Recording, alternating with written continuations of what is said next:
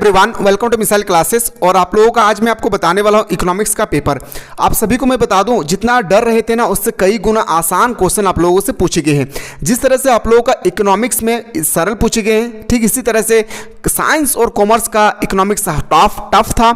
इसी तरह से मैं अगर बात करूं इंग्लिश कोर का, आप लोगों का टफ था, उन लोगों का बहुत ईजी था। तो फाइनली हम लोग लेट नहीं करेंगे, एक बार जल्दी से बता दीजिए कि मैं जितना क्वेश्चन बताया था उनमें से कितना क्वेश्चन आप लोगों को आपने सही करके आए हैं। साथ ही साथ आपको कमेंट सेक्शन में जरूर बताना है कि 30 में से आपने कितना क्वेश्चन सही किया है। तो चलिए क्लास को हम लोग स्टार्ट करते हैं। स्टूडेंट, पहला क्वेश्चन आपके सामने है। अब बहुत सारे स्टूडेंट्स ने ये क्वेश्चन को गलत मार्क आए हैं। बिल्कुल इसका मार्शल सही उत्तर नहीं होगा। किसी ने कहा अर्थशास्त्र धन का विज्ञान है। मैंने चीख चीख के आपको पढ़ाया था कि जिसको भी हम लोग अर्थशास्त्र का फादर मानते हैं, उन्हीं ने लिखा था अर्थशास्त्र का, याद रखिए, धन का विज्ञान है। याद रखिए एडम स्मिथ इसका बिल्कुल सही उत्तर हो जाएगा। आते हैं सर क्वेश्चन नंबर 2 आपसे पूछा गया व्यष्टि अर्थशास्त्र में सम्मिलित है।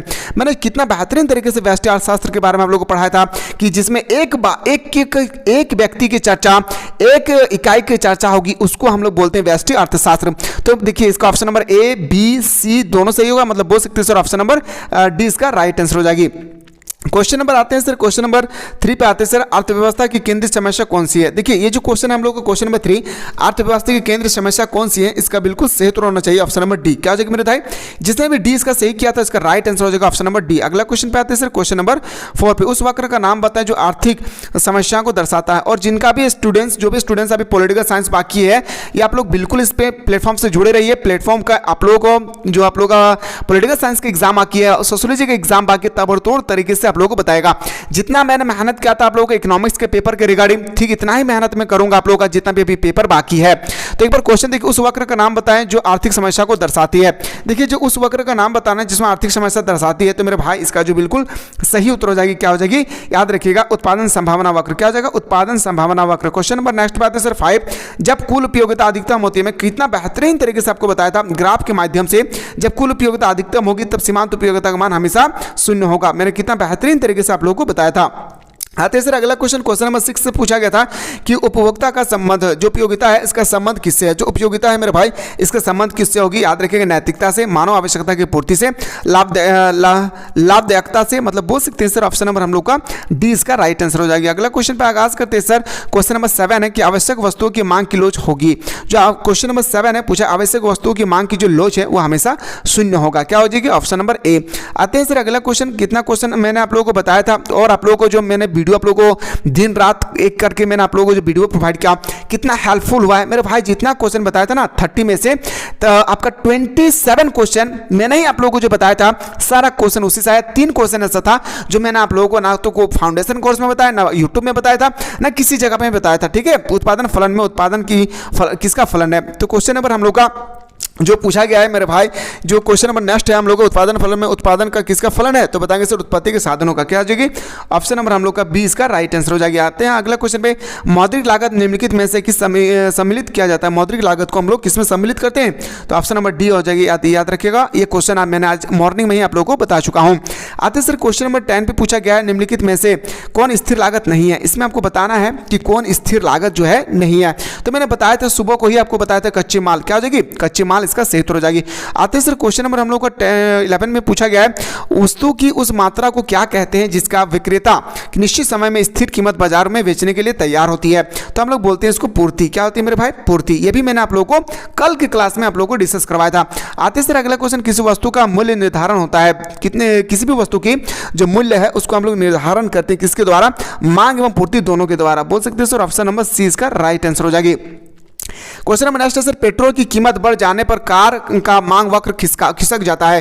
कहाँ पे खिसक जाते हैं? तो बताएंगे मेरे भाई, बहुत इंपॉर्टेंट क्वेश्चन है। एक एक क्वेश्चन को ना इतना बेहतरीन तरीके से मैं आप लोगों को सॉल्व करवाया था।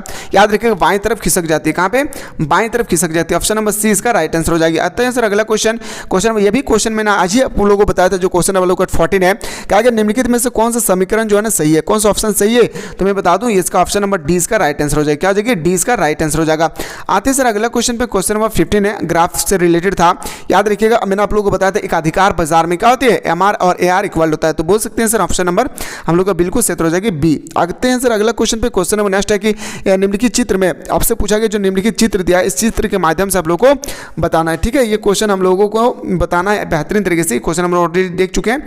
आते sir question number 16। Question number 16 का जो बिल्कुल क्षेत्र होगा, आपका जो क्वेश्चन नंबर 16 है बहुत इंपॉर्टेंट क्वेश्चन था क्वेश्चन नंबर 16, जिसको हम लोग top of the most important question के अकॉर्डिंग रखते हैं। पूर्णतः लोचदार की मांग, मतलब बोल सकते हैं सर हम लोग ऑप्शन नंबर हम लोग का बिल्कुल क्षेत्र हो जाएगी बी।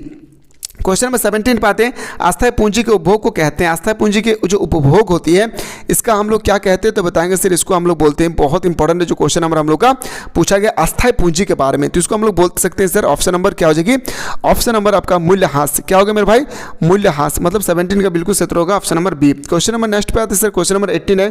क्वेश्चन नंबर 18 का बिल्कुल क्षेत्र होगा, किसने कहा कि समष्टि अर्थशास्त्र सारी अर्थव्यवस्था के कार्यकरण से संबंधित है। क्वेश्चन नंबर ये जो हम लोग का 18 पूछा गया, इसका राइट आंसर होगा सेफिरो। यही क्वेश्चन मैंने आप लोगों को परसों बताया था। द्वितीय क्षेत्र में कौन सम्मिलित है, द्वितीय क्षेत्र में इनमें से कौन सम्मिलित है, ये आपसे यहाँ पे पूछे गए हैं। तो द्वितीय क्षेत्र के अकॉर्डिंग अगर आपसे मैं बात करूँ तो याद रखिएगा ये भी question top of the most important question को आती है। तो विनिर्माण क्या हो जाएगा मेरे दोस्त, विनिर्माण, ऑप्शन नंबर 20 का सही उत्तर हो जाएगी। क्वेश्चन नंबर 20 है सर। क्वेश्चन नंबर 20 में पूछा गया वस्तु विनिमय प्रणाली निम्नलिखित में से कठिनाई है। जो वस्तु विनिमय प्रणाली की जो कठिनाइयाँ हैं ऑप्शन नंबर डी इसका राइट आंसर हो जाएगी। क्वेश्चन नंबर 21 पे आते हैं सर। अगला क्वेश्चन है मौद्रिक नीति का संबंध है। जो मौद्रिक नीति है इसका संबंध किससे है, तो बताएंगे सर इसका जो बहुत इंपॉर्टेंट है खुले बाजार की क्रियाओं द्वारा, मतलब बोल सकते हैं सर ऑप्शन नंबर ए इसका राइट आंसर होगा। कितना क्वेश्चन आपने सही करके आए एक बार जरूर आप लोग कमेंट सेक्शन में कमेंट करें। साथ ही साथ जो मैंने आप लोगों के लिए हमारी टीम ने पूरी मेहनत की है, आप लोगों का कितना यूजफुल हुआ है, कितना प्रॉफिट हुआ है, एक बार जरूर आप लोग कमेंट सेक्शन में कमेंट करें। क्वेश्चन है सर केन्स का गुणांक किनके बीच संबंध स्थापित करता है। जो केन्स का गुणांक है तो बताएंगे सर निवेश और आय। क्या हो जाएगी, निवेश और आय। जिसने भी ये ऑप्शन क्या था मेरे भाई, इसका right answer option number A होगा। क्वेश्चन नंबर 23 पे आते हैं समस्त मांग का प्रमुख घटक है। समस्त मांग का जो प्रमुख घटक है वो कौन से होगी, इनमें से सभी। क्या हो जाएगी मेरे भाई, इनमें से सभी इसका सही उत्तर हो जाएगी। अगला क्वेश्चन है, ये क्वेश्चन मैंने चीख के बताया था कि आप लोगों का के मतलब गुणांक का जो फॉर्मूला आता है मेरे भाई delta Y upon delta I, मैंने ये भी बताया था इनकम और आपका उपभोग के बारे में बताया था। आते सर इस तरह से इसका मैं राइट आंसर बोल सकता हूँ सर, इसका right answer 20 the correct answer हो जाएगी। अगला क्वेश्चन पे आते सर 25 में आपसे पूछा गया था आपका नंबरिकल क्वेश्चन। मैंने सारा चीज बताया था पर यह क्वेश्चन मैंने नहीं बताया था, इस कारण से हमें दुख हुआ है कि मुझे नहीं लगता था कि यह क्वेश्चन आएगा, लेकिन कुछ भी आप हो सकता है, जैकपॉट है। ठीक है, तो याद रखिएगा जो भी स्टूडेंट्स ने इसका 2 करोड़ किया था इसका सही उत्तर हो जाएगी। ठीक है, चलिए सर अगला क्वेश्चन पे आते हैं 26 में आते हैं सर। 26 में आपसे न्यून मांग को ठीक करने में निम्नलिखित में से उपाय है। कौन सा उपाय है मेरे भाई, तो both, option number A and B, option number राजकोषीय उपाय और मौद्रिक उपाय, ऑप्शन नंबर सी इसका राइट आंसर हो जाएगी। आते सर अगला क्वेश्चन विकासशील अर्थव्यवस्था के लिए कौन सा बजट सबसे उपयुक्त होती है। 27 का जो बिल्कुल सही उत्तर हो जाएगा मेरे भाई, 27 का top of the most important question है घाटे का बजट। क्या हो जाएगी, घाटे का बजट। 28 पे आते हैं सर। अगला क्वेश्चन है ऐसे व्यापार जो सरकार के लिए किसी परिसंपत्ति का सृजन नहीं करती है कहलाती है। तो बताएंगे सर 28 का जो बिल्कुल हम लोग का सही उत्तर होना चाहिए, इसको बोलेंगे सर राजस्व व्यय और पूंजीगत व्यय, मतलब बोल सकते हैं सर ऑप्शन नंबर सी इसका राइट आंसर हो जाएगी। 29 पे आते हैं सर बजट में हो सकता है, जो बजट है इसमें हो सकती है, जो बजट है मेरे भाई इसमें क्या हो सकता है, तो बजट में हो सकती है राजस्व घाटा, प्राथमिक घाटा, मौद्रिक घाटा, मतलब बोल सकते हैं सर ऑप्शन नंबर डी इसका राइट आंसर हो जाएगी।